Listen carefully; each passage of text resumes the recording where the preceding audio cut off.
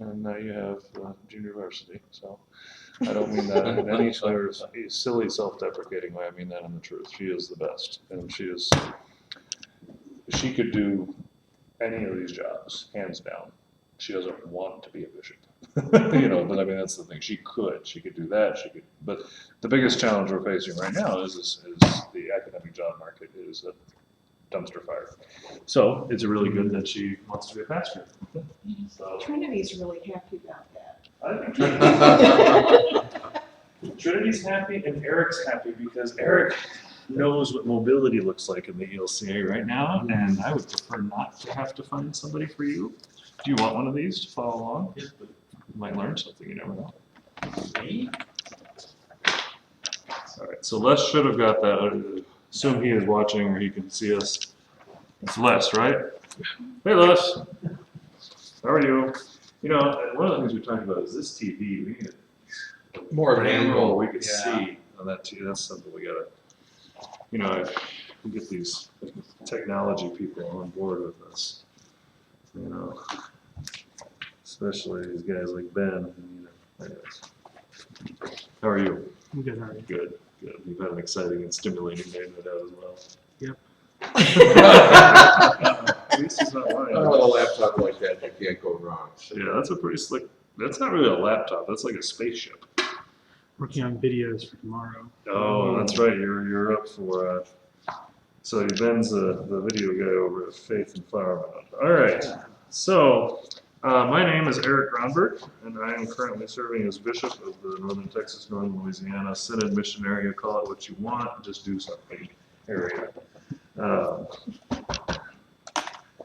And it's a privilege to be with you all today and to talk about leadership. And I've done this, I think I've taught once before. Just a little background on me as far as leadership goes. I'm currently all but dissertation in a leadership PhD program at Dallas Baptist University. And my area of expertise / interest is adaptive leadership in crisis. So Ronald Heifetz, who, if you look on your syllabus, unless hopefully you got those email came through with, there's 3 attachments, and one of them is a syllabus. It's just a one-pager. I'm not a long, drawn-out sort of person, but at the bottom of that first page, there are 4 texts I've listed. I am not going to ask you to buy any books on leadership because, frankly, there's so much garbage out there, and there's so many, but these are 4 that I think if you were to be interested in learning more about actual leadership studies, like stuff that people have actually researched. I love John Maxwell. I read John Maxwell. He fires me up. John Maxwell does not have research supporting his leadership books. So there is actual leadership studies academically done, which actually has, actual evidence. But these are 4 that I think are quite interesting that you may want to check out at a library if you have access to a text share or something. The first is Leadership Without Easy Answers. That's Heifetz's book. That's the Adaptive Leadership Primer. 22 years later, nobody's written anything better on adaptive leadership. I mean, he's written about his own theory, but that's the one. And adaptive leadership, we'll talk about that because that's a passion of mine, what that is. The second one on that list is Leadership. It's just titled Leadership. It was published in 1978. James McGregor Burns, he is a historian at Williams College in Western Massachusetts. That book really started the academic field of leadership studies. He was the first to really start to outline, put together theories of leadership, put them in a tome, and it's a tome. But if you're interested, especially in political affairs, political science, it's really interesting. It is a good read, and he won a Pulitzer Prize for his biography of FDR. So, I mean, dude, you're right. The Servant as Leader, 1970. Boy, we think. Yeah, I was looking at the dates on it. Yeah, it's interesting. wow. Well, but these are seminal texts. So what I'm giving you is these are the ones that started the thing. And so if you want to get at leadership, it's kind of like if you want to read the Bible, you want to talk about the Bible, read the Bible. Mm-hmm. You want to talk about servant leadership, read the guy who wrote the first book that really people started reading this. Robert Greenleaf, an interesting guy. He's a Quaker. He worked for AT&T for many, many years as an executive and really got interested in leadership and got interested in the idea of servant leadership from a secular perspective. He is not a Jesus as servant leader kind of guy. He is a servant leadership perspective from a secular point of view. as a Quaker. So that's interesting because the Dallas Baptists especially, they've lammed onto this servant leadership thing. Like that's their deal, but it is coming out of the idea of Christ as the epitome of servant leadership. And that's really interesting stuff, but it can only appeal to people who are Christian. Greenleaf writes more for a general audience. And then we get a newer one there for you, just so you don't think that there's nothing good written in the last 5 years. The End of Leadership, Barbara Kellerman, she has been a pioneer in the area of what they're now calling followership studies, because we realized that without followers, there are no leaders. It only took 100 years of talking about leadership to get to the point to recognize that followers do matter. And so Kellerman's book, The End of Leadership, is one of the seminal texts on thinking about leadership doesn't actually matter if there are no followers. So who's really in charge? Mm-hmm. So she's really interesting. So that's me. These are some of the texts that are interesting to me. Who are you? And I know you've done this 3 times today, so we don't need to belabor the whole thing too. Les is from Springtown, I think, right? And you are Susan McMahill Sue, and I'm from Gloria Day. Gloria Day in Garland? Mhm. Okay, all right. We have a Gloria Day in Lubbock. I didn't assumed if there was someone from Lubbock, they'd be online too, probably. I hope that will grow. Well, it's nice to have you with us. And you guys did you do the previous leadership class last Yeah. spring? Mm-hmm. Right. Okay, good, because I read the syllabus for that, so I don't want to have to Yeah. repeat myself too much. All right, fabulous. So Sue from Gloria Day in Garland. Mhm. All right, say hi to Pastor Chuck for me tomorrow. Will do. You are? Have I met you before? Darlene Hopkins from Trinity. Great. And Steve Hansiers from Gloria Day. All right, so 2 Gloria Days and a Trinity and a Springtown. This is good. So in your leadership class last time, when I looked at the syllabus, there was a lot about Bowen family system stuff. What was your takeaway from that? Like, what did you get from that so that we don't rehash stuff that, what did you learn? What did you glean from that? Well, at least for me, it was like some of those, studies where it was like, wow, how could a book know me so well? You know? Yeah, right. So, Don't get dragged into the depths of all the crap around it. right. So understand your place in a bigger piece, right? Did you get into Friedman stuff? Did you read A Failure of Nerve? We read part of it. Okay, parts of yeah. it, yeah. I didn't add that on there because I knew you'd done some of that stuff, so I thought you'd probably hit Friedman. That's a good text to read. Failure of Nerve. And then Peter Steinke, who is a Lutheran guy down in Austin. Yeah. He's written quite a few things that are worth, sounds like you're familiar I with. think we got one of those. Yeah. we did, yeah. Les has not done any previous. He has not, okay, Les has not done that. All right, well, we'll bring Les up to speed really quick by you guys telling me what you learned. So systems theory is basically, It's kind of like one rotten fruit can spoil the whole bunch. You know? right. Everything's connected. Everything's connected, right? So we, when we think of a church, we often think of it as kind of or any organization, we think of it as a pyramid. Can Les see the board? Yeah. Okay.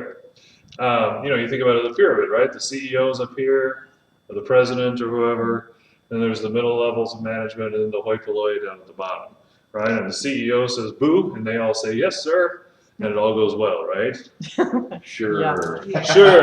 Yeah, that's not true, right? That's That's not how it works, right? So we are a network of interconnected nodes that play off each other, right?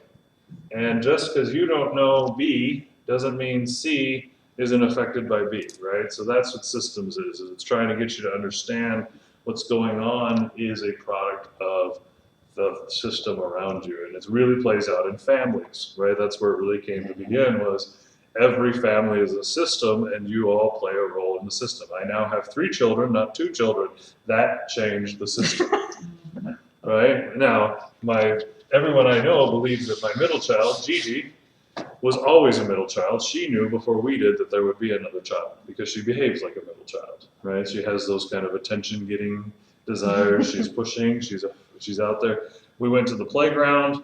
I helped her on the bars out there once. They're high. They're twice as tall as she is, but she gets on them. Next thing I know, hey, Dad, she's 3 rungs in. The older child, dutifully, not going to get into trouble, would never have done that. The older child is standing there watching the middle child saying, "What are you doing? You're ruffling feathers." And the baby's just like, it's okay. So that's the system, right? That's what we've created now. I come out of a large family. There are 5 children who are Gronbergs. There are 2 others that have become family. So basically 7 kids. We had a family reunion 2 years ago for my parents' 50th wedding anniversary. It was a lovely time. 3 days was enough because the system can only bear that much in the system because it's, just dealing with each other, right? It's just the reality. We have too many people who want to be the alpha. And that's part of the deal. So systems theory invites us to think about how are we interconnected? How does one piece relate to another? And so if you understand that as part of leadership, unless you can Google it and get caught up really quick, understanding that will help you understand your congregation, your family, your workplace, all sorts of things, because you will understand, okay, this is the system acting out. It's not necessarily me. Now, sometimes you are the problem. Maybe you are the patient. And you need to, so that's where self-awareness comes in. And we're going to do our Bishop's Convo this year, which you guys have been more than happy invited to come to. It's during the week when actual people work. But it's on emotional quotient or emotional intelligence and really trying to understand yourself, understand who you are, and be emotionally intelligent about how you're relating to one another. I think that's a really helpful thing. So I'm just kind of diving in because I know we're out of time and we want to make sure we get through it. So if you have questions, stop me, raise your hand. If you say, I don't know what you're talking about, but it seems like you guys are following along. So adaptive leadership, which is my passion, is related to systems theory. But what adaptive leadership talks about is it's learning leadership. So adaptive leadership is learning leadership.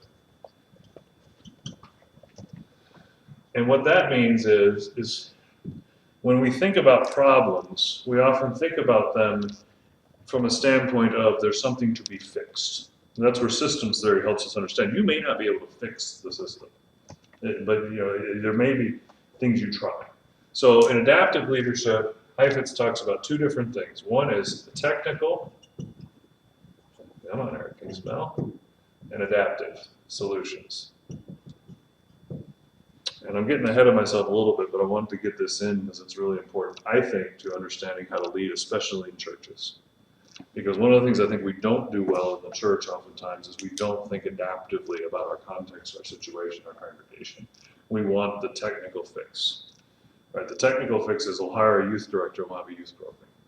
The technical fix is we'll start a praise band and we'll have a praise and worship service and we'll have hundreds of people coming in. The technical fix is we'll do this evangelism program. We'll send out 100,000 flyers and 500 people will show up at worship, right? That's the technical solutions to problems. I liken it to a systems theory is when you are a plumber or when you have a plumbing system in your house, right? So Briarwood has a plumbing system. Okay, something breaks. What do? We call the plumber, fix the pipe. The same pipe keeps breaking every single time. They come out to fix it, boom, it breaks again. Come out to fix it, boom, it breaks again. The technical solution is to fix the pipe. The adaptive solution is to say something is wrong in the system that pipe can't bear the load. Most of our churches have something in their system that is preventing them from achieving the goals of goal, assuming they have a goal. That's the other problem that a lot of our churches have. They don't have a goal. But assuming they have a goal, not achieving it is often the result of not having thought about the system and learned what is the point of tension that is preventing us from actually accomplishing that. And adaptive leadership says you got to learn what that is, and then you have to learn how to fix it. The challenge is sometimes the problems aren't actually fixable. And then you have to learn how to cope with the reality. And that's really painful. Heifetz talks a lot about that in dealing with doctors, with patients with terminal diagnoses. A patient gets a diagnosis, there is not going to be a cure. The person is going to die. How do we deal with that? And the patient and the doctor and the family have to learn together how to make this situation as good as possible. So that's adaptive leadership, learning leadership.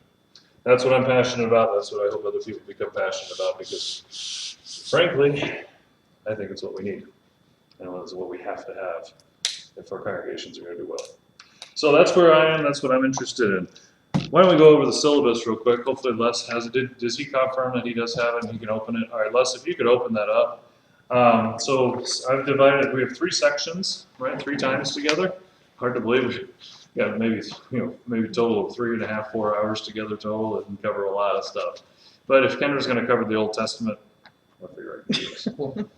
So section 1 today, my goals for that are to have a conversation about leadership learning, about systems theory. We kind of accomplished that already good.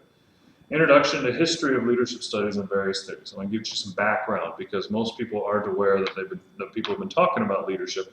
You know all these theories in general, you just don't have names for them. You've thought about them, you just don't know what they actually are. And you probably don't know that people have studied them because most people don't. It's not the fault of yours.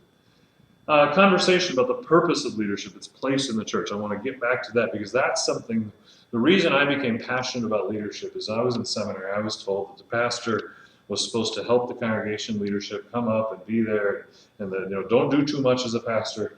I got on the parish and my first call, and I looked around and I said, well, if I don't lead, nobody is. It's not going to happen. We're dead. I might as well just put my paperwork in for another call. Somebody has to lead. It doesn't have to be the pastor, but the pastor needs to be a leader amongst leaders. We have to have lay leadership. That's why we have PLM. It's very important. Somebody has to lead. But we'll talk about the why and for what purpose. And then the assignment that I'd like you to do, and I don't want you all to spend hours writing things. So what I think is would be interesting for you to do is to identify someone in your congregation, your workplace, your community. Again, this doesn't have to be a religious person. This could be a boss. This could be a friend who's a leader, and interview them about their theory of leadership. And they will say to you probably, oh, I don't really have a theory of leadership. Never really thought about that. And you say, oh, well, you do. You just haven't articulated it. So, these are some questions here. Specifically, what is their guiding principle for leadership? What's their desired outcome for leadership? How do they determine goals and points of focus? How do they measure if they're achieving their goals? Those are questions to start a conversation. What I'd like to do is get enough out of them to write a page.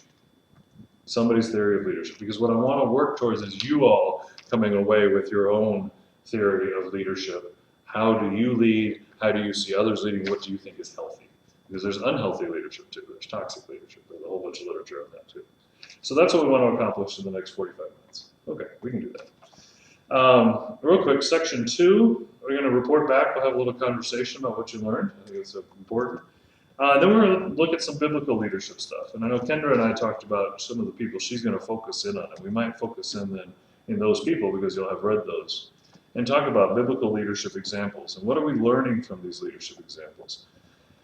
The appropriateness of applying modern theories of leadership to biblical people, right? We have to think that through before we just go, it's that psychoanalyzing Jesus stuff that people do. The book that we're going to use for the EQ thing that we're having here is The Emotional Intelligence of Jesus. And there are those who say, you really shouldn't say that, because that's putting our stuff on, as Christians, we believe, the mind of the divine. You gotta think that through. I think there are ways to do that, and there are ways to think that critically about that, but you have to at least have had the conversation. And then how do we connect that to this today? So that'll be biblical. We'll spend some time in the Bible.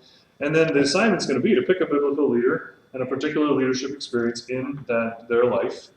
So the Old Testament is rife with these. Most when you go to biblical studies on leadership, you're going to find yourself mired in the Old Testament, because most of it is. Although there are good examples in the New Testament, obviously Paul and Barnabas and Titus and Silas and all sorts of people. Jesus. I mean, if you want to pick up Jesus, go for it.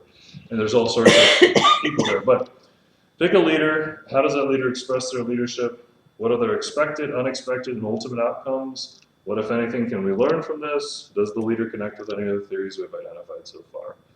And let's summarize again. Just no more than one single space. Get to the point. Section 3, report on the biblical leadership exercise, and we'll have a conversation. Then this is getting to the final question, because this is where I want us to get to. What is leadership for? Why do we have leaders? And for whom do they exist? What is the purpose of leadership? Why is it happening? And then what is your theological, functional understanding of Christian leadership? Because I think we really need to get at that so that we don't fall into what can happen is we glorify the secular. We glorify leadership models that come out of things that aren't ours. And then we make decisions that are not theologically minded. I don't know if Kendra mentioned this or not, but this is something she and I have really talked about a lot, and others have. This isn't, nothing I'm saying here is my own thoughts per se, but people in our world don't think theologically. People in America think economically. Mhm. That is how we are conditioned to think, how we are conditioned to work. Everything is economics. Every decision we make is economic. And it's because it's burned into our brain, and because as a nation that technically didn't have a established church, we had to have some sort of way of uniting us, so we united around economy. And especially, I was born in 1977, so I'm old enough to have known the communist days, the Red Scare days. We did this, we did the drill, or we sat underneath our desks as if that would help with the nukes came, but I at least have that knowledge. The kids, the confirmation students I teach today, You were still doing that late? oh yeah, in the early 80s, sure, yeah. Oh yeah, this is Austin, they thought they were important, they thought they might get nuked. So I remember enough of that. I remember the TV show, they had the made-for-TV special. So anyways, point of that is I'm old enough to remember that there was this sort of godless communist thing out there, and we have to unite behind free market enterprise Christian values, right? That was ingrained into our brains, and that is the baby boomers' milk. And so if you're going to talk differently, you're going to have to be intentional to speak theologically about the world. You're going to think theologically about the world. We can talk a little bit more about what I mean by that. But looking at the world through the eyes of a person of faith sees things differently. And that's a real challenge for us. So, the theological functional understanding, the final assignment is I'd like you to connect with a community leader. Again, it could be the same as section 1, it could be different. This might be interesting for you. And then engage them in a conversation about their theology of leadership. What guides them? For whom do they lead? Why do they lead? Then synthesize those responses with your learning. Be generous. They haven't gone through this class, but be fair. If they are not leading in a way you think they should, that's okay. You can do that. But be generous and fair. And then what leadership traits do they reflect? What guides them? How could they grow? And does their leadership reflect biblical principles? Could it improve? And then then I'd like to know what your 2-paragraph summary of what Christian leadership is. So by the end of this, I would like you to be able to write 2 paragraphs that articulate something about what you believe Christian leadership is. And it can be yours. You don't have to, this isn't us, I'm not going to give you a grade. I'm not going to say, well, that's just what do you think it is? Because it's a growth exercise if you're going to continue to learn. So does that make sense? Mhm. Seem doable? All right, great. I talk fast because I know we have I went to undergraduate on the East Coast, and I learned that academic settings outside of the East Coast don't operate quite as quickly. I grew up in Austin, so I get this a little bit, but we just went fast. It was not, and they didn't apologize a lot if they disagreed with somebody. There wasn't, when I went to seminary, it was a little bit of a wake-up call because everybody was nice to each other. Like I wasn't used to that. We're not nice to each other in class all the time. So if I'm talking too fast, slow me down. If you got questions, let me know. All right, so we talked about leadership learning systems theory, what you guys have learned, that's great. That's a wonderful foundation. You've got a good base to build on. Because if we don't have to convince you against the idea that there are systems, if I don't have to teach you all that, then we can move into how do we lead and what are some of the theories of leadership. So the next 3 pages here. So this is a different document list. It's called the Leadership Theories Outline. Hopefully you got that. You can open it. So did you get a copy of this? Okay, you did. This is stuff that I largely stole off the internet, but somebody posted it, and it's all real. It's true.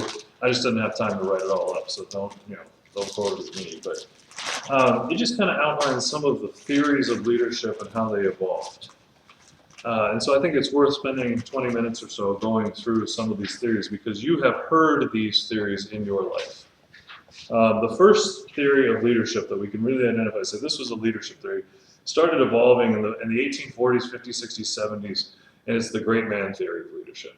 All right, one of the greatest articulators of this was Nietzsche. Nietzsche talked about the Übermensch, the overman, the great man. Nietzsche, by the way, was a son of a Lutheran pastor. He left the church far behind, but anyways, syphilis will do a lot of things to your brain. But Nietzsche really, but others, this hero worship, it was idea. George Washington was a great leader because he was just a great man. And notice man, there no conversation about woman. It didn't, even Queen Victoria didn't make it. Like, Queen Victoria could be included as a great leader because she behaved like a man. That's why Queen Victoria was held up as a great leader. She acted like a dude. All right, so there's no conversation about women in any of this stuff until probably the last 25 years. So just don't get mad at me if I say man all the time, but that's what they were talking about, because that's who leaders are, right? So great man theory, 19th century, heroes, hero worship, it's all of that stuff. Carlyle, Thomas Carlyle, Herbert Spencer. I mean, the great man. I mean, you think about it. It even goes back to the Iliad and the Odyssey. Odysseus is the great man that Homer lifts up. He's the one who holds strong. He doesn't fall for all of the temptations of being away from his spouse. And he stays strong. Odysseus is a great man. And in the Iliad, when they're fighting in the Trojan War, what's the problem? That the Trojans, their great weakness is that Hector couldn't keep his hands off another man's wife. So ultimately, the entire nation of Troy fell apart because Hector, their prince, couldn't control himself. That's, well, if Bill was the first leader to make a mistake with a woman, I would be shocked. Well, I know that's not true because I've read enough about Kennedy and Roosevelt and, yeah, anyways. Pick one. Yeah. Probably the closest this country has ever had to a great man who is almost above reproach is Lincoln. I mean, Lincoln is probably as close as we get, but even Lincoln had huge issues. Dark nights of the soul, depression. Mary Todd was kind of crazy. I mean, his life was far from perfect. But I mean, and the other thing is he died as a martyr. Martyrdom helps you be elevated as a great man because you don't get old. Luther would have been a really great man if he died in like 1530. Because then he wouldn't have written all this nasty stuff about the Jews. We wouldn't have to talk about that. If Luther had kind of done his thing, the 95 Theses, they got the Augsburg Confession put together, and then he disappeared, he probably would have gone down as a great man. But instead, he is a great leader, but he's also, like all leaders, a flawed leader. So great man theory, everybody loved it, except for we started saying, well, yeah, but those people aren't always all great. So then they started talking about trait theory, right? This came out in the 1930s, 40s. In that time of modernization, in that time of mechanism, the United States, we can build it, we can do it. It's not quite the $1 million man yet, but we have the technology. We can figure out what makes a great leader. We'll look back in history. We'll study to figure out what traits make someone a great leader. So George Washington was 6'4" at a time when most people weren't over 5'10". So his height made him a great leader. People say that to me today. They say, well, Eric, you're really tall, so people are going to respect you. Like, well, then maybe, but then I open my mouth. But we can figure this out. Trait theory was, intelligence, sense of responsibility, creative. We can identify things, we can study them, we can test them, and then we can tell you if you have the traits to be a leader. And what does this both a great man and trait theory have in common? Is that it's not learned, right? That this is something that is yours. You either have it or you don't. These first theories of leadership are all about things that are either innately yours, and think about why that would be. What was the world like in the 18th, 19th, early 20th centuries? We were still living in a world in which largely academics was coming out of Western Europe and America, and there was social class, and you weren't allowed to be a leader unless you were a certain social class. My great-grandfather left Sweden on a boat to Boston so that he could become an ordained pastor in the Missouri Synod Church. My great-grandfather was a Missouri Synod pastor. He went to America to get ordained because they wouldn't ordain him in Sweden because he wasn't in the right social class. He couldn't get the education there. We weren't the right, the Gronberg family was not of the right class to become part of the clergy class. So he had to come here. Now, he came here, got ordained, served here for a while, and went back. Because he wanted to be in the state church of Sweden, because there was some nice things about that. But the point is, if you weren't of the right, it was just given to you. And you hear this today, right? Well, that person just really carries themselves well. Or they come from good stock. I don't know if you heard people say that stuff anymore, but people do. Like they come from good stock. They're good people, And so the trait theory and the great man theory. Behavioral theory, 1940s and 50s. All right, this is, after World War II, where part of it is the developing of psychology. developing a psychoanalysis, starting to understand people. So behavioral theory, a new perspective, focus on the behaviors as opposed to their characteristics. So now we're starting to get to where maybe you could learn to be a better leader. These are the behaviors of leaders, and you'll see this on the leadership aisle. Walk down the inspiration aisle in the Barnes and Noble. And, 7 effects of highly effective people, right? Or 7 practices, Traits, yeah. 7 traits of highly effective copy stuff. It's all about behaviors. Discipline yourself. Not bad stuff. And they really did some interesting work, and they came up with these different things. The managerial grid model, leadership grid. You might see this stuff. I don't know but I never can ask you what you do for a living or what you do. But in leadership stuff today, you'll see things like, as a manager, there's like high management and low management, reward, low reward, high reward, and they grid them out.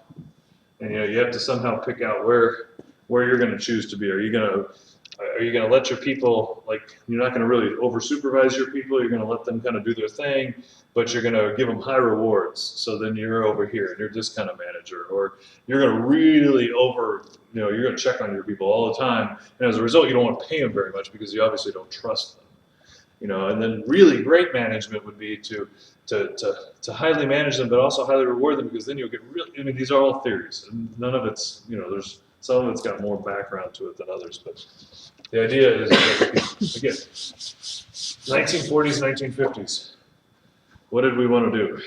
We wanted to put everybody into a spot, right? Like, we'll figure it out. You took these tests in high school, right? And they'll tell you what you should do with your life. Not bad stuff. But, people making full life decisions based on these kinds of choices, boy, that's kind of depressing. If I'm 17, I haven't looked, if I am no better than I was at 17, boy, man, good luck, folks. Your bishop is your problems. Contingency theory. Now, again, we're getting more and more into, we can study things. And I've skipped over something. What was really interesting is the military was very heavily involved in all of this stuff, because they were obviously very interested in how do we develop leaders. The military really wanted to figure this thing out. So a lot of leadership theory, even in the military, has really adopted adaptive theory, because they're trying to figure out how to motivate, to teach leadership, because in their situation, whatever you think of the United States military interactions abroad, in their situation, it's life and death. The choices commanders make decide whether people live. So you better train them well, right? You can't just play around with it. So the military has been very helpful in leadership studies in that regard. Now, in other ways, they've done other things that maybe we don't always agree with, but that's a key, and it's really important to understand it. Contingency theory, yeah. So this is, again, coming out of the idea that there's no single way of leading. So now we've moved, right? So the arc of this thing, we started with the great man, right? There's one way to do it. There's a great man who can do it, and that's the way to do it. Now we move towards, well, maybe there's traits. Okay, now there's behaviors. Now contingency theory says, context may actually matter. How you lead in one place may be different than how you lead in another place. Huh. Well, part of that is the postmodern experiment of coming up with the postmodernity coming in, Foucault talking about different ways of thinking, of being, of challenging narratives. The meta-narrative, the American meta-narrative, not every place is the same. But academics had largely stayed in one place, right? White, upper middle class men. But by the 60s and the 70s, we're starting to break that open. We're seeing the upheavals, the baby boomers, movements. Maybe we have to think about these things differently. So context matters, circumstance matters. So then you can see how the number of associated theories like quintuples, it just gets a little huge.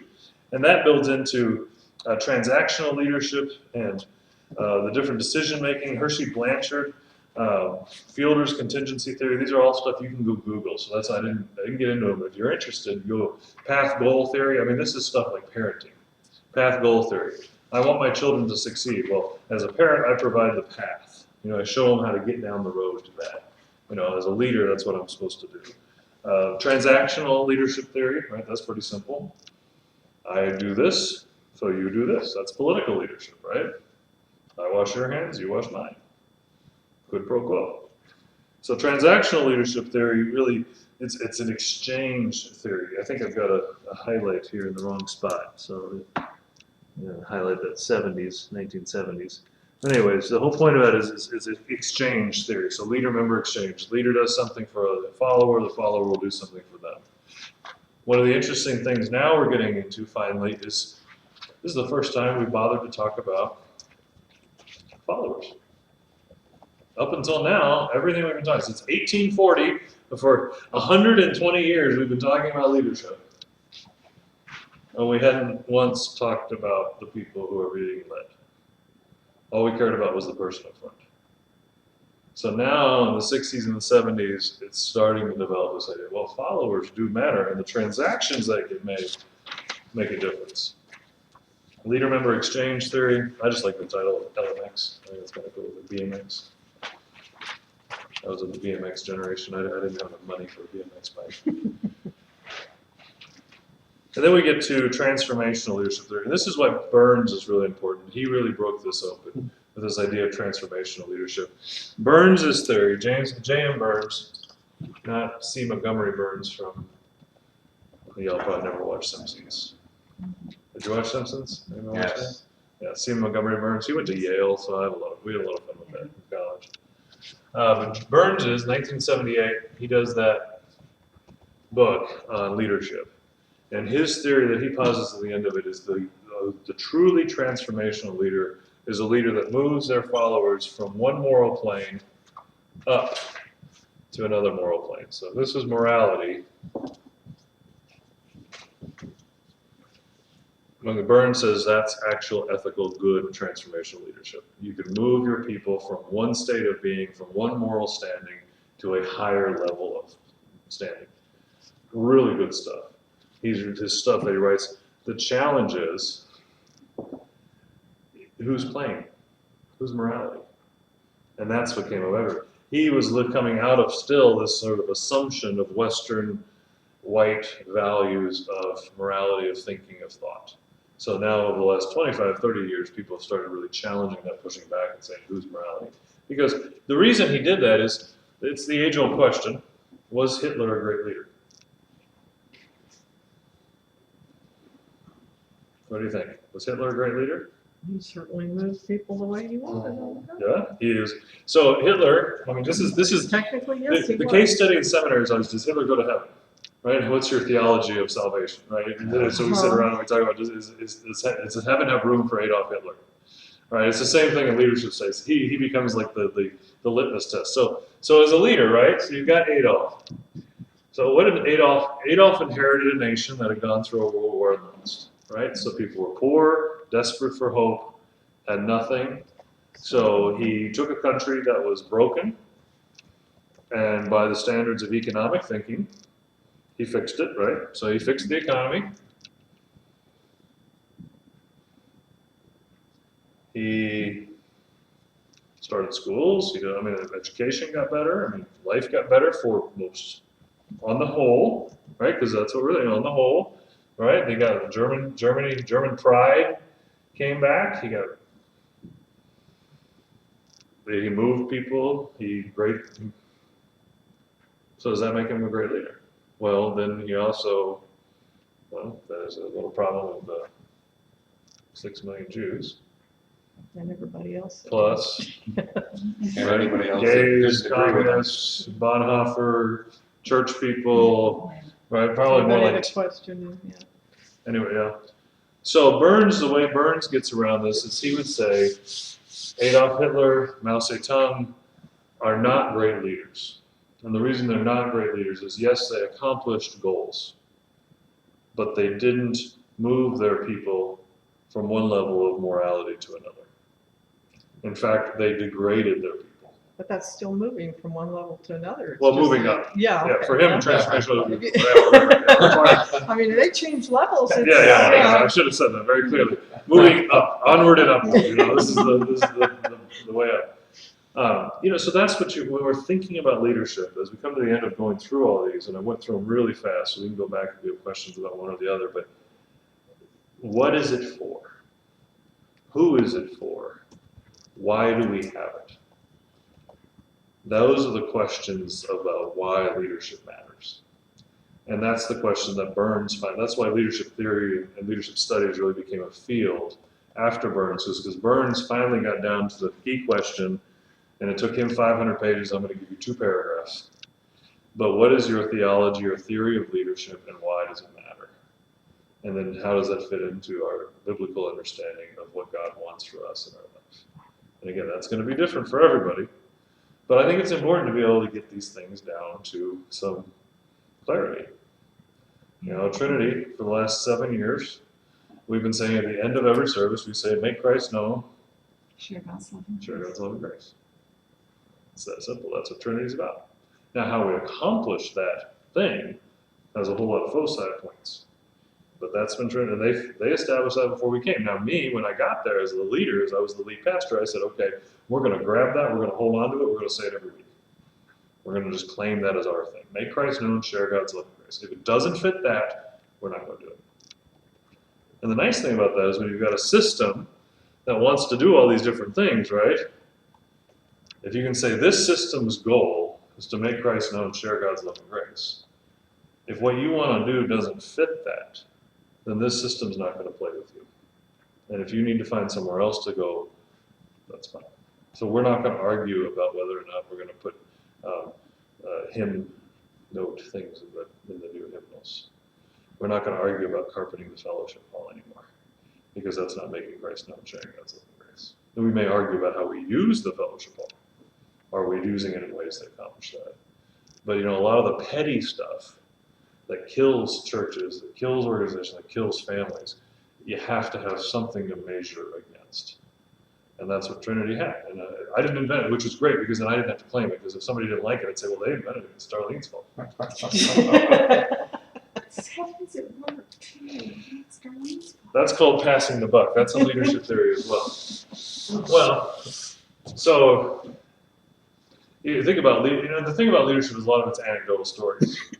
But you think about great leadership and people who aren't necessarily as high on the rung, but Harry Truman. What was Harry Truman's famous statement? The buck stops here. The buck stops here. Why did he have to say that? Somebody had to take. Somebody had to. He was coming off. His predecessor died in office. He became president. People didn't necessarily think he should be president. Dewey was was coming for him. Truman had to make a statement about who he was as a leader. And so the haberdasher from Kansas City said, the buck stops here. And when doing that, he made a claim that I think, in my estimation, probably propelled him on to his next term. Now, he also got us into Korea, which you can debate about whether that was a good idea or not. But it was, that was he had to say, this is what matters to me. As a leader, I'm the one who said drop the bomb. Mm-hmm. Somebody had to take it, and for better or worse, and terrible, terrible stuff. And, it's very easy to critique leaders with the eyes of 20/20 vision looking back. Yeah. If only we had known. If only somebody could have said to Lyndon Johnson, Lyndon, we don't have to keep doing this thing in Vietnam. We just don't have to. Mm-hmm. But there wasn't anybody to say that. And the leadership debate is going on, well, we can't let the domino fall. So then we get mired in a quagmire in Vietnam, and changes the course of human history. Same thing with Iraq. 15 years ago, tonight, there were a bunch of people planning to get on an airplane, and they changed the history of humanity. Was Osama bin Laden a great leader? No. He moved people. He accomplished goals. But Just like Hitler, to what end? I mean, Yeah. up or down? to what end? So part of that is you have to say, in his mind and in his community, they may still say, no, he did because he took on the great Satan. The And great he Satan. encouraged people Yeah. to do what is moral, which is to give your life in the service of God against that thing. So this is that issue of, In can their we, particular microcosm, they were great leaders. that's right. It's up until the point that it all comes tumbling down. Kim Jong-il, Kim Jong-un, which one are we on? Whichever one it is now. But they're leaders. Are they moral leaders? So that gets to that conversation. So the purpose of leadership. So this is where I'd like to get some feedback from y'all. What do you see as the purpose of leadership? I've thrown a lot of stuff at you, but we get to the end of it saying, you know, got to figure out how do we grade out a person as a leader? What for you, what's the purpose of a leader? Shepherd the sheep to a greater goal. All right.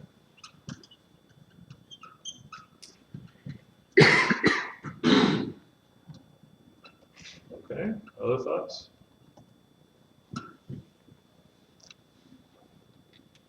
There's no right answers, really, honestly.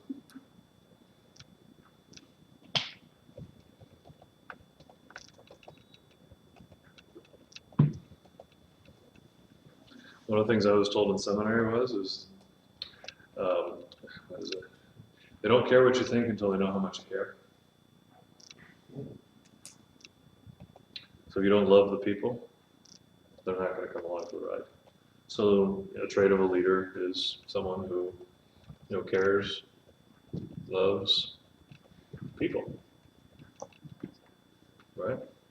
An ethical leader. Now, another leader may be power. They may love power, right? That's a trait of a leader, is to love power, or at least be attracted to it. There's not a whole lot of power in the ELCA's office of bishop, just so you know. You don't take this call because if you take this call because you want power, oh, God, have mercy on yourself. It's not going to go well for you. Russell? Leslie? Leadership is to guide people to accomplish a purpose.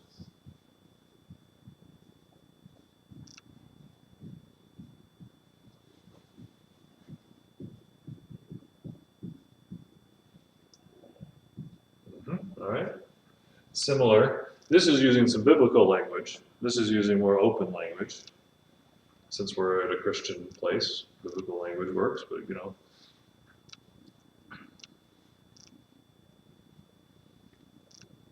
Somebody's got to do it. Well, why? Why does somebody, go back to that, go, dig deeper. Why does somebody have to do it? What happens if there isn't one? There's just chaos. Uh, Or make order out of chaos. Right. And all, yeah, so now we're getting into this thing, because this is right. So Hitler did that. How you do that matters, right? I think my boss at work, he deals with all the stuff that keeps me from doing what I do best. Oh, so, Maybe it's the political quagmire. yeah, that's, Yeah. yeah, it shields you. You could provide cover. Yeah, Shield. I like that. That's good. Shield, provide cover. Well, the other thing it does, it not just prevents chaos, prevents inertia. Ooh, yeah. Just, we do this because we do this. my wife's first call, the senior pastor talked about when he came to the church. They had this enormous glockenspiel thing they had on Christmas Eve. You know, these tall, it's candles all around, and it turns off the heat of it. But this thing was like the size of this table. And it was set up in the middle of the sanctuary, and it was the pastor's job during the singing with Silent Night to light all the candles. And the pastor said, finally, he did it the first year, and he's like, okay, number one, this is a terrible fire hazard. We got this huge wooden thing with candles on it in the middle of 200 people on Christmas Eve in a hot sanctuary. This is not a good plan. And so he started asking, like, why do we do this? We I've don't. always done it. Yeah. Because it's what we do. And finally, he said, you know, we're just not going to do that anymore. Let's do something different. But that's what can happen in communities. There's a story of the daughter who always cut the end of the ham off before she put it in the oven. Have you heard this one? Mm-hmm. So the daughter, right? She always cuts the end of the ham off, right? And Mom always did it. Mom always did that. She goes to Mom, why do we do that?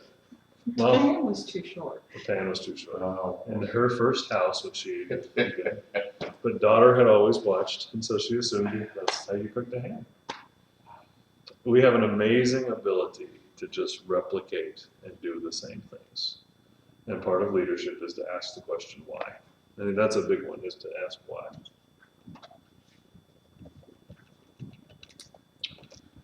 Because when you ask why, then you get into what I hope we get towards is leadership as collaboration. not dictation. Providing order, preventing chaos, preventing inertia can be done in multiple ways. And I think if we look at the biblical models, what we'll get to next week, but if we look at God's relationship to some of the leaders in the Bible, Moses, Abraham, Paul, Jesus, Peter, you don't see God dictating to them how to do things. And God is in relationship to those people. Will you destroy the city of Sodom? Yeah, I'm going to destroy the city of Sodom. I'm pissed off, says God. Well, but what if you find 80 faithful people there, God? Will you destroy the city if there are 80 faithful people in there? Maybe getting the numbers a little off, but no, okay, if there's 80, fine. Well, God, what about if there's 50? What about if there's 15? What if there's 5? And God says, okay, and relents from anger. This is not we don't have, and this is many people think of God as this sort of divine puppeteer dictator thing. That is not the Christian witness, and that's certainly not the Lutheran witness to who our God is. And as leaders in communities, we need to be making sure that we aren't coming in and saying, this is the way it's going to be done, and I don't give a hoot what you think. Because that's not the model. It's not thinking theologically. It may make sense economically, right? I mean, as bishop, I can look at the congregations in our synod and say, what makes sense is that those two would merge together. We could sell that property, use that money to plant a new church up there, and we could move forward because that would make really a lot of sense. Well, we don't have the authority to just do that. Now, I'm going to try to engage congregations in thinking about these things. We have 2 congregations within 3 miles of each other, both of which are struggling to pay a pastor. Maybe we need to think about how to work together. And then what would we do with the resources? That's starting to lead collaboratively. It's starting to think collaboratively. You do this if you have children. Do you guys have children? Have children? Oh, Dylan. Well, but you parented, right? Mm-hmm. I mean, I can yell at my kids and make them do stuff, right? My daughter's 8, they're 8 and 4, right? So they still have to do it, and I'm physically able to make them do stuff. When they get to be 18, how's that going to have worked out for me? Forget that. You don't have to wait till they're 18. Well, yeah, 12. The eye roll is in full effect. All right. Oh, I roll started early. So, when we think about what the purpose of leadership is and its place in the church, specifically in the church, we do not have a model of dictatorial leadership in the church. And we do not see that biblically. Jesus was not that way. Jesus was not a dictatorial leader. He meets the woman at the well. What does he say? Hey, I'm thirsty. Give me some water. Why are you asking me for that water? Well, You're here. You got you're here. You're here. You said, well, you knew how I was. You wouldn't ask me. He said, I know who you are. I still want the water. And if you'd asked me, I would have given you water of life. It's relationship. It's about being in relationship. And that's where I feel like things are coming as we look through the arc of leadership studies history. Starting with, the great man up at the top, he's the star, he's the one, it's always follow him. To coming down and saying, okay, maybe even women could lead. Who knows? Possibility. Not Missouri. So. Well, God bless them. Well, women lead the Missouri Synod. They just aren't given the title. And the same thing goes for the Roman Catholic Church. I was at a Roman Catholic church yesterday for a prayer service. And this congregation, because they don't have enough priests, beautiful parish in South Dallas, a woman runs the place. She's in charge. She just doesn't get to do the sacraments. That's, I think, silly, but It's slowly, very slowly. we'll see. Yeah, we'll see. I, More progress has been made for a long time. yes, and I think that's really important that we understand that things are happening. So our assignment is going to be to identify a leader in your congregation, workplace, and interview them about their theory of leadership. Do you feel equipped to ask them questions? Do you feel equipped to do that assignment? I'm trying to think of who I've got to ask. I know exactly what. One person. And you should ask the person if they could be identified. I should have put that in there. Because they may feel more free to talk to you if you don't have to identify them, especially if they're a pastor and you're taking a class from their bishop. I got to remember that. you know, this is not about finding out about people. This is about you learning about leadership and what you value in leaders. Yeah. I can keep talking. I just want to make sure that you know what the plan is. Have you experienced really good leadership in your life? Do you have a story that a time in your life where both where you've been led or where you have been a leader? Can you think of an experience, one or the other? You know, some of us have never really been leaders. I mean, you lead certain ways, but not necessarily I identified. have, but I don't ever consider myself as a leader. I mean, I've taught, I've been active in community stuff, but I never considered myself really a leader. Why do you think that is? Self-worth, I imagine. Well, we could psychoanalyze you, right? Yeah. I mean, or we could, well, okay, so you're a woman and grew up at a certain time, and in the church where women's leadership was being, you know, we didn't ordain women in the ELCA's predecessor bodies until the 70s, really, and really didn't take off until the 80s, and even today we have challenges with that. So, but I think it's also something that we just didn't talk about it. It just wasn't, you know, people didn't say, well, you're a leader. And I try to say that to Annika a lot, not in a way of like take charge and be a bossy. Because I think we also saw that as being bossy, right? Being a leader was to be the boss. Other story, history, I mean, where you've been led or you've experienced or you've... Well, I was asked back in my late 30s, worked for a company that was a telemarketing organization. Our people in the call center, they were from 23 different countries, a variety of different languages. I was asked to take over a team that was routinely being criticized by management as underperforming and just hopelessly inept. Right. And figure out what the story was and fix it. So one of the first things I did is sit down and just interview everybody. It's like, from your standpoint, I want you to know why they put me here, and that's because upper management thinks you guys are a bunch of screw-ups. Let's just face it. Yeah. So tell me how you feel management has let you down. Well, come to find out, there's no training. Everybody just had their own little notebook on the way to do things. And there was all kinds of finger pointing. So it was a matter of just, and cultural differences too. So one of the first things, I did is let them know that, hey, I'm going to be there for you 24/7, because we were a 24/7 operation. And the second thing was, all right, let's unify this group. And one of the first things I thought of was, okay, we're going to have a little party, dinner party. Yeah. Everybody needs to bring a side dish from their country. There you go. And talk about, what's the symbolism behind this. And it was amazing how they had, just at the end of that party right there, you could already see some things being broken down and some commonality happening. You have to connect. Yeah, and then just unifying everyone's notes into one little thing. Yeah, there's a giving big them what they needed, which is training. There's a big debate. One of the big debates in leadership studies has been the continuum between management and leadership. And what's interesting about your story, that's a great story, because that is a leadership story. For a while, it was like, well, there's leadership and then there's management. There's all kinds of books out there. You go, leadership versus management. And leadership for a while was the hot thing. Everybody wanted to be a leader. Nobody wanted to be a manager, because managers are boring. What we found out is that leadership and management are on a continuum, like most things in life. Most things are not binaries. We love, the America, Western culture, we love binaries, like man, woman, gay, straight, blah, blah, blah, blah, black, white. We're all in this thing. And the thing is, you did both, right? You did both by saying, I'm here for you. That's leadership, straight up. I'm here for you. I got your back. I'm with you. I'm present with you. You ask questions. That's leadership.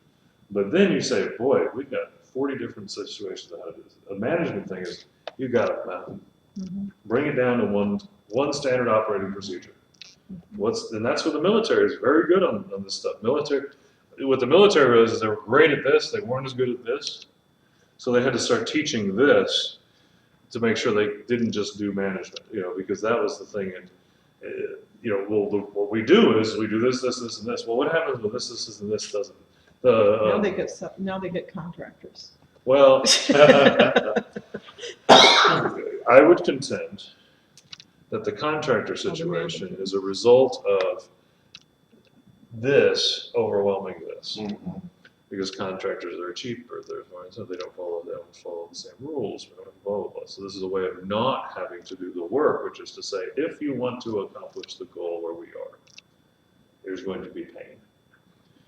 And this is where you could argue that our country has suffered from leadership for a while. And we like to blame it on whichever political party we're not a part of, or blame it on both of them.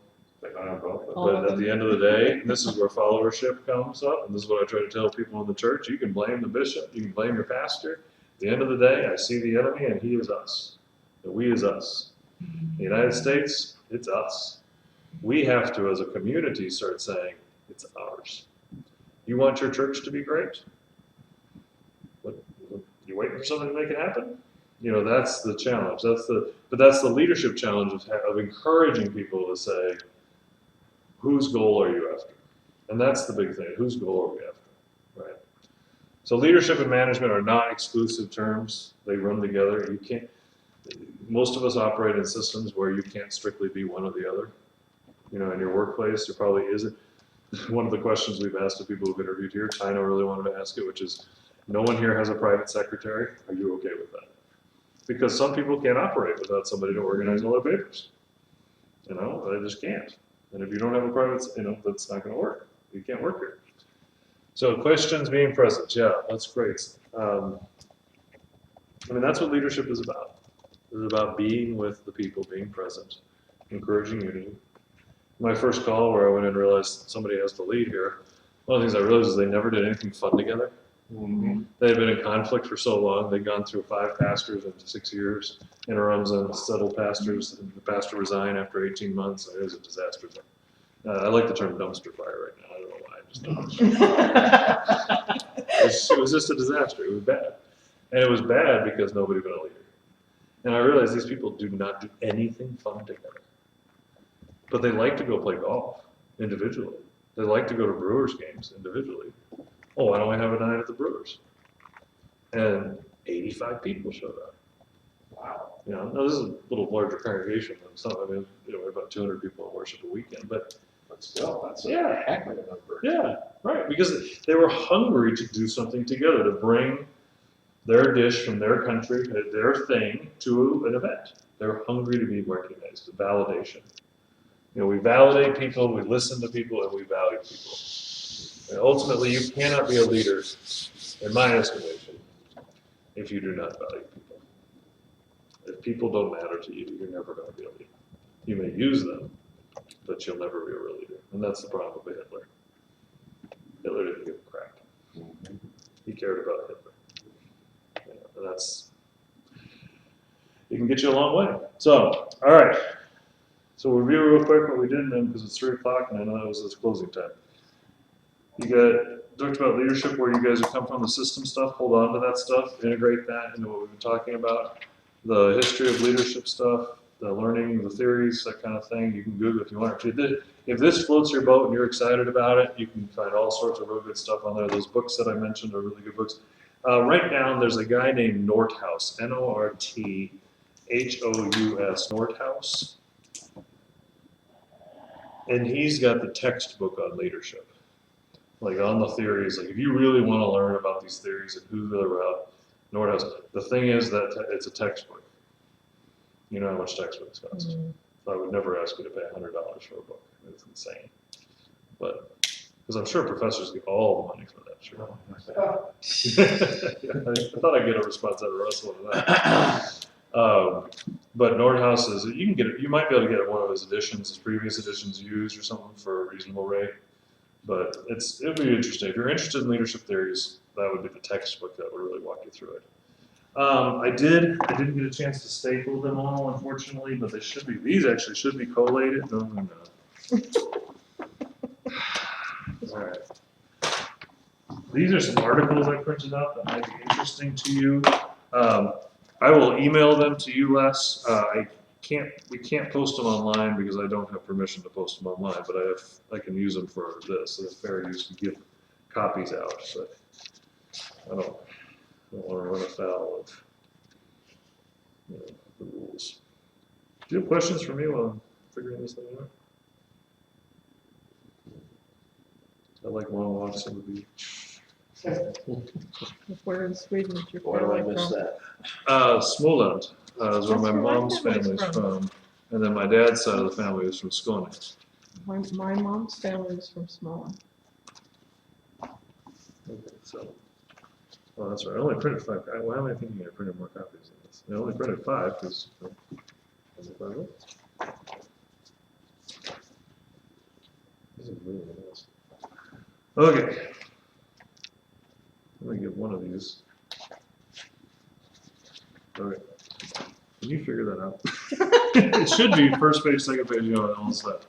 Then this one, I included an article, Leadership from a Feminist Perspective, because I think, that is definitely a piece that has been not as valued historically. And I think we really need to be aware of how does that play into one of the things that feminism has brought to the leadership conversation is a nice pushback to a lot of the assumptions. There's, again, this assumption of moral value. Like we know exactly what is moral and right and ethical, and the feminism has been able to say, you're just kind of picking that out of the hat. I don't know if this thing just didn't. Oh, cool. Okay, there we go. Now I can make this. Les, have any questions? I realize I've thrown a lot at you guys in one session.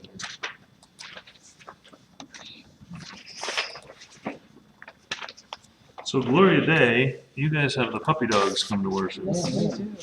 That's an interesting. And we have a cat house now too. So just a really kind of. Gloria Day has gone with the dogs.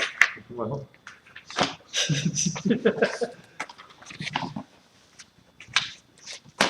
Where's the front page?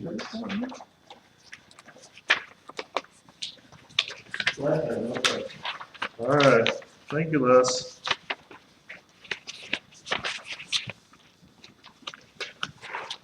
I'm missing the cover page to you. No, there's a.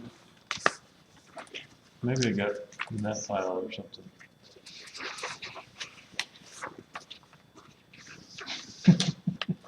I don't see a cover of.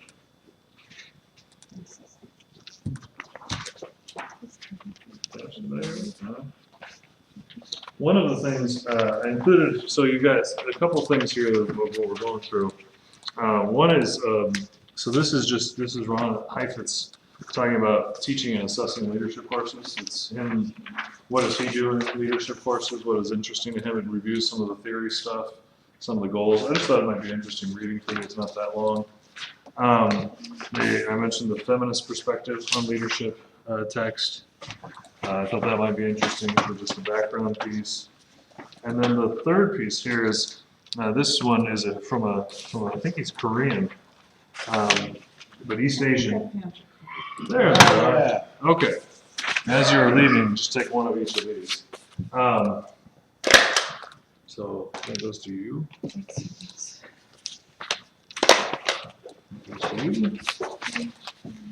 Get rid of that. One of the things you'll find is a lot of the leadership stuff from a biblical perspective comes out of a very evangelical direction. And that's a question I'd like us to think about is what is it in us as Lutherans, as mainland Protestants that maybe makes us less likely to talk about leadership or less comfortable with, and some of it relates to the theology of how do we use the Bible, what's the Bible for. But some of it also just, I think, relates to how we feel about the Bible as a whole. And maybe we don't use it as much as we should. And then we try to go to other things. I go to a lot of offices, and this one in particular, I got a lot of books on the wall. Yeah, there are some. Yeah, there are a few. That's good. Because, I mean, that at the end of the day is the ground of our being, right? The scriptures are what we say are the normative. So, did you get one more here? Because if you got one more for yourself, then you can take it. It's all messed up. We'll find another copy. I can email this to you too. I just didn't want to. Again, you don't need it. She's got one, you've got one. I'll take this back. Well, because either somebody's missing a page or there's two of them. Well, I will email this one to you because obviously it's a little tricky. You can give me their emails, Russ. Or if I send you something by email, you can send it on to them. Absolutely. Okay. Actually, you have this now, the hyphens thing, in that email I sent to Les. Okay. He got it. I sent 3 things. So you got That- What's that? Send it earlier. But if you would send it to everybody, that'd be good. Okay. The hyphens one. Okay, you understand what we're doing for next time? Clear? Thanks for staying awake and alert and participating at the end of a long day. I appreciate it. I'm sure you have things to get on to. Maybe we should have a word of prayer as you go on your way. The Lord be with you. And also with you. Gracious God, thank you for these individuals, for their willingness to come and take time out of their busy lives to engage in learning and deepening their understanding of Scripture, of worship, of the church, of leadership in the church. I am grateful for their congregations that have encouraged them to be a part of this event, for Russell and his leadership of the Parish Lay Ministry Academy, for the teachers, for Phil and for Kendra. God, we are grateful for the gifts that you give us as a church and the calling that we have to share the good news of Jesus Christ. So as we go on our way, watch over us, protect us, keep us safe, and bring us back once more to proclaim good news in Jesus' name. Amen. Amen. So as you're going, one page of each of these, and you can put a statement on it. Thank you all very much. Thank you.